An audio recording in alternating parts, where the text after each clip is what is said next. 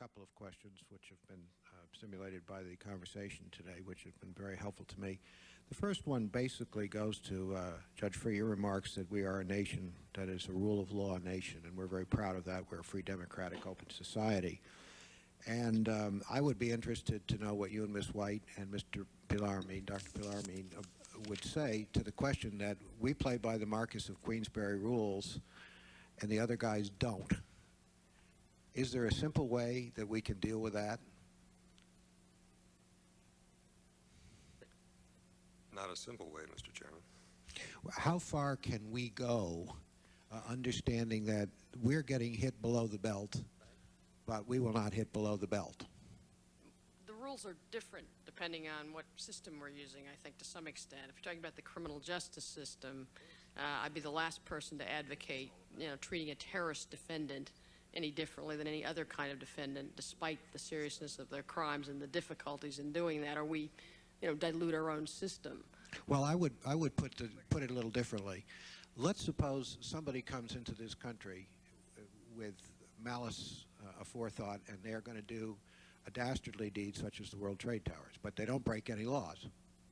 And they don't have any fear of the death penalty because that's their reward. How do we make our law enforcement and our intelligence defensive capabilities work to figure out how we can stop something before it happens in a case like that?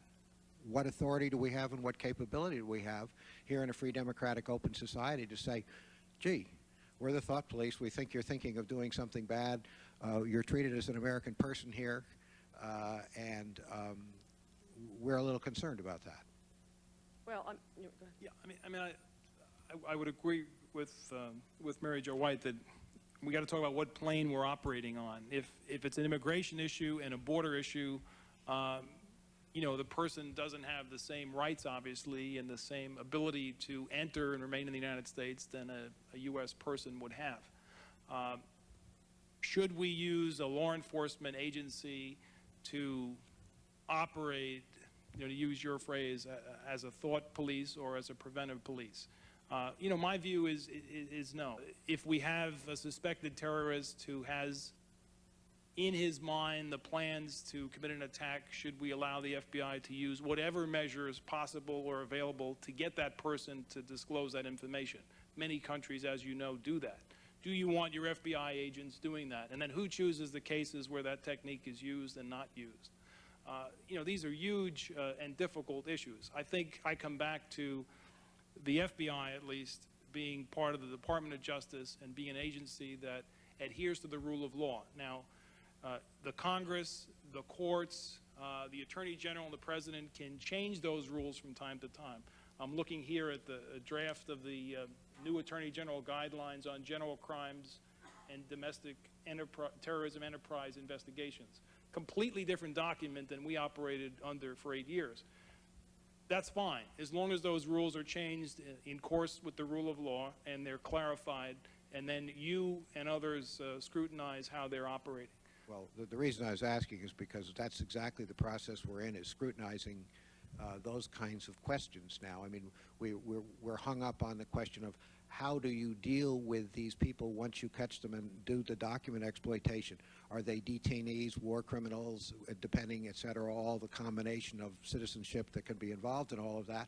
How far can you go asking questions, and does it depend on an urgency that something horrible is going to happen if you don't get the right question asked soon from the person who has that answer and doesn't want to give it to you? Those are very difficult questions. They're extremely difficult. And we're looking for ways to legislate a solution or point to the executive branch to say, do something.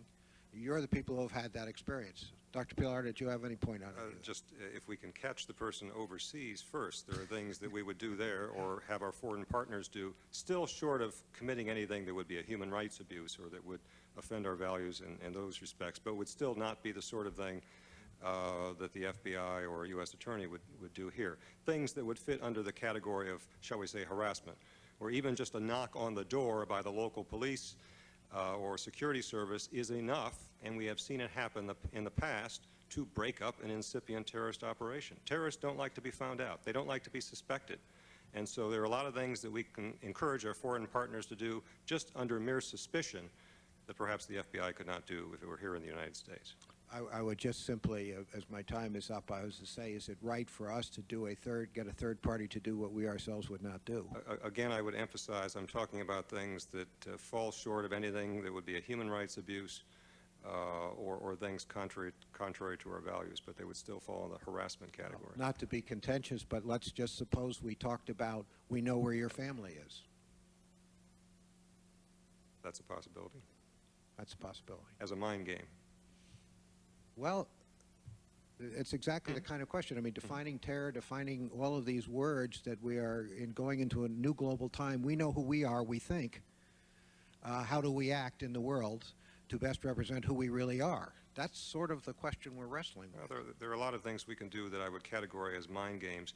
No use of force, no use of violence, certainly no abuse of human rights, but can be and have been effective as a disruptive tool with terrorist infrastructures overseas. Mr. Chairman, again, I think it goes to the earlier discussion and point that was made here by, I think, every witness today. You know, what world are we in? If we are fighting a war, you know, we're using different rules and different remedies.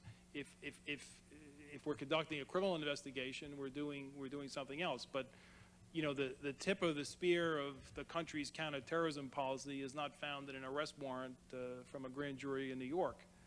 It's going to be found at the tip of a TLAM missile in that category of threat. So we just have to know what world we're in and then follow those rules. Well, again, my time has expired.